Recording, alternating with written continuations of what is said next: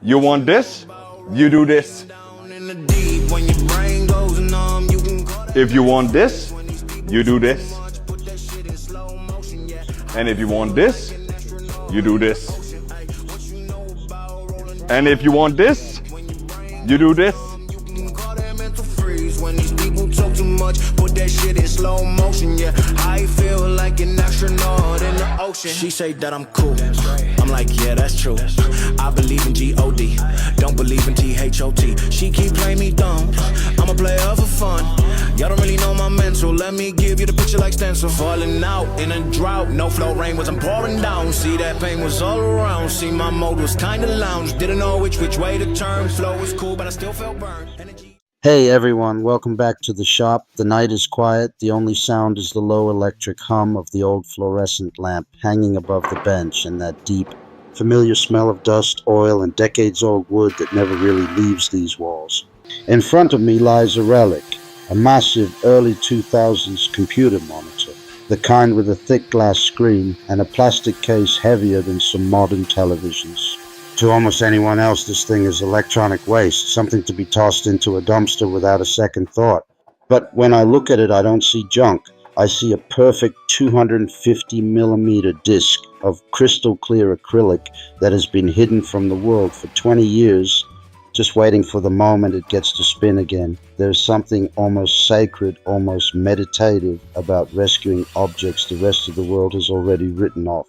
This monitor once sat on someone's desk while they sent their first nervous emails, watched grainy YouTube videos at 360p, laughed at stupid memes, maybe even edited their wedding photos. It was part of countless small human moments, and now every circuit board, every screw, every tired capacitor inside it is dead, except this one piece of acrylic that is still flawless. Tonight, that forgotten piece becomes the heart of a real workshop machine, a disc sander that will quietly, faithfully smooth wood long after both it and I are gone. We're not building this because I can't afford a factory-made sander. We're building it because only when you take trash in your hands, cut it, weld it, balance it, and finally hear it roar to life, do you truly understand what a tool actually is. A tool is not a product. A tool is a conversation between you, the material, and time itself. Tonight, the conversation partners are a 750-watt motor that somehow survived 3 completely burnt-out ventilation systems, random pieces of rusty square tube that have been leaning against the wall for years, and this thick, honest piece of acrylic that outlived its original purpose by 2 decades. 3 orphans, 1 new life. Let's begin. Disassembling an old monitor always feels like performing an autopsy on a small slice of history. You remove screw after screw, the plastic creaks and sighs like it's reluctant to give up its secrets, and finally you lift away the shroud. And there it is, 8 millimeters of perfectly clear acrylic, untouched by scratches, untouched by sunlight for 20 years. I run my finger across the surface and it's cold, almost icy, but completely brutally honest. This material never pretended to be anything it wasn't. It just waited. Cutting a perfect 250 millimeter circle without a CNC or a laser is an act of pure trust.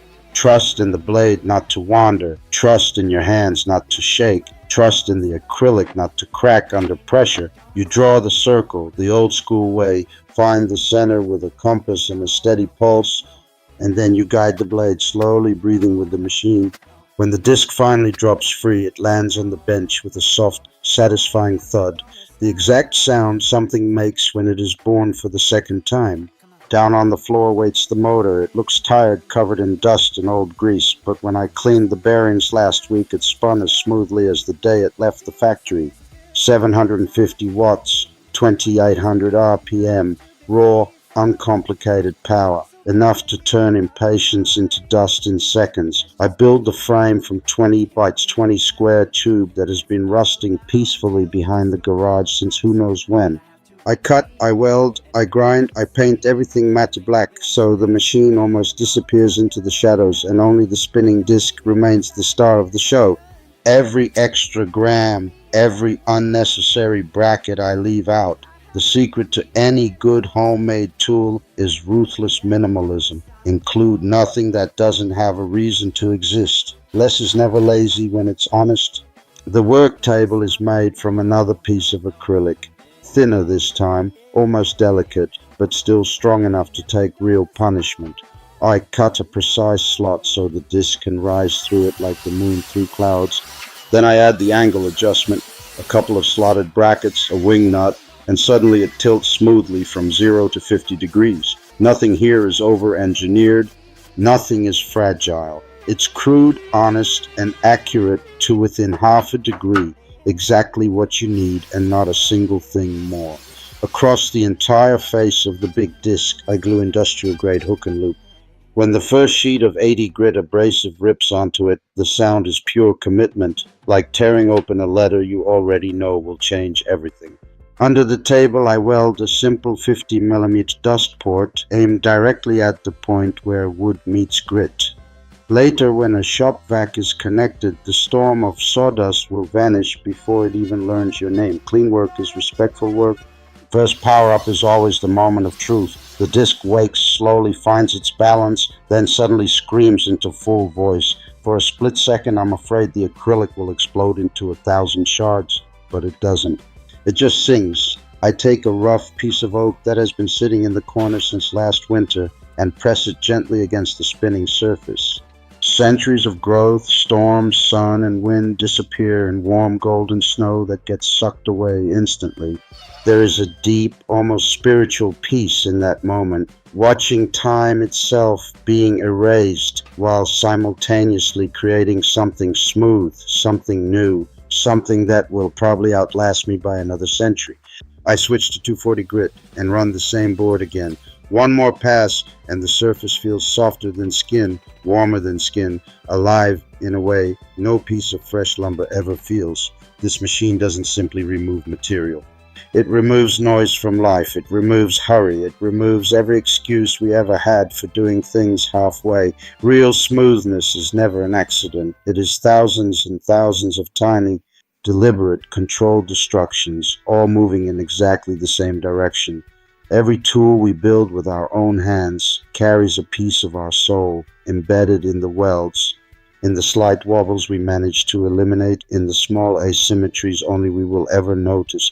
Factory machines are perfect, cold, interchangeable, soulless. This S-turn sander has my fingerprints in every corner, my tired late-night welds, my quiet stubbornness that refused to give up when something didn't fit the first time. That is how you know it is truly alive. Years from now, long after I'm gone, someone else will walk into this shop, flip the green button, and hear the same low growl rise into a scream. They won't know my name.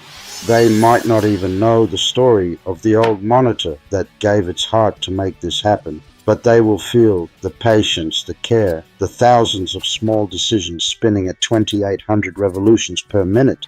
And in that moment, the conversation that started tonight will continue between them, the wood, and time itself. That, my friends, is why we build. Not for likes, not for views, not to prove anything to anyone. We build because turning trash into thunder is the quietest way I know to say thank you to the world for still letting us be part of it. Thank you for spending these minutes with me while something useless became something eternal.